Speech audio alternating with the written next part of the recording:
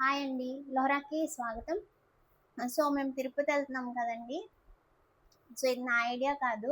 మా హస్బెండ్ అన్నారు, మిగిలిపోయిన రైస్ అండ్ పాలు తోడుపెట్టినా కూడా మేము మళ్ళీ యూజ్ చేసుకోలేం కదా! సో, అందుకని రైస్, పాలు ఇందులో ఏసేసానండి కొంచెం ఇందాకే.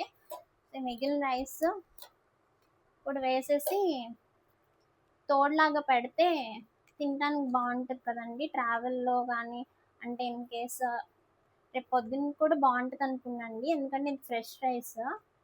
సో, అందుకని ఇలా ప్లాన్ చేసుకున్నాము.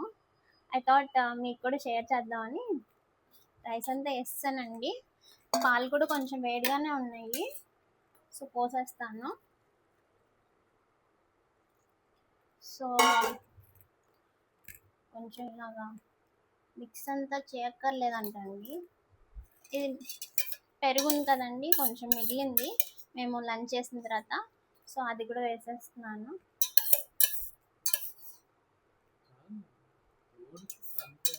ఓకేనండి. తోడు చుక్కలాగా కొంచెం ఒకసారి మిక్స్ చేసుకుందామండి.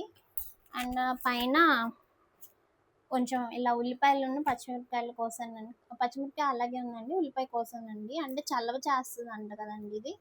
అందుకని ఇలా ప్లాన్ చేసామండి. సో, ఐ థాట్ జస్ట్ చిన్న వీడియో లాగా పెడదామని అనుకున్నాను. అలాగే కాకుండా ఇది ఒక్కటే కాకుండా అండి, ఇంక ఇట్లా మూత పెట్టేస్తే అదే తొడుక్కుపోద్దండి. తినే టైంకి తీసుకొని తింటమే. సో, అంటే ఈవినింగ్ కానీ అట్లాగా కింద పడిపోయింది. అండ్ అది కాకుండా ఇట్లా ప్లాన్ చేసుకున్నామండి కొంచెం, అంటే సన్ఫ్లవర్ సీడ్స్. యాక్చువల్లీ ఎండు ఖర్జూరం మా పాపకి ఇప్పుడు టీతింగ్ వచ్చింది కదండి, మెల్లగా కొరుక్కొని తింటుంది. అంటే నానబెట్టకపోయినా సరిపోతుంది.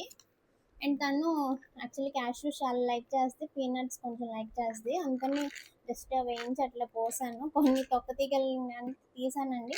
లేకపోతే ఏముందని ట్రావెల్లో అలా అలా తీసుకొని అంటే క్యారీ బ్యాగ్ అది పెడతానండి నా ట్రాష్ పడేయడానికి. అండ్ తనకి ఎండు ఖర్జూరాలనే ఇష్టం అండి. సో, అది అలా కాకుండా ఫ్రూట్స్ కొన్ని రెగ్యులర్ జంతికలు అవి కూడా పెట్టుకున్నానండి. అంటే ఇది ఒక 3-4 డేస్ ట్రిప్ కదా! సో, అందుకని ఇలా పెట్టానండి. అన్నీ అంటే మొత్తం ఇలాగే తింటామని లేదులేండి. బయట ఏదన్నా దొరికినా ట్రై చేస్తాము. బట్ ఇన్ కేస్ ఆ టైంకి మాకు నచ్చినవి దొరకకపోతే అని ఇలా ప్లాన్ చేసుకున్నాం. అంతే. థ్యాంక్ యూ అండి.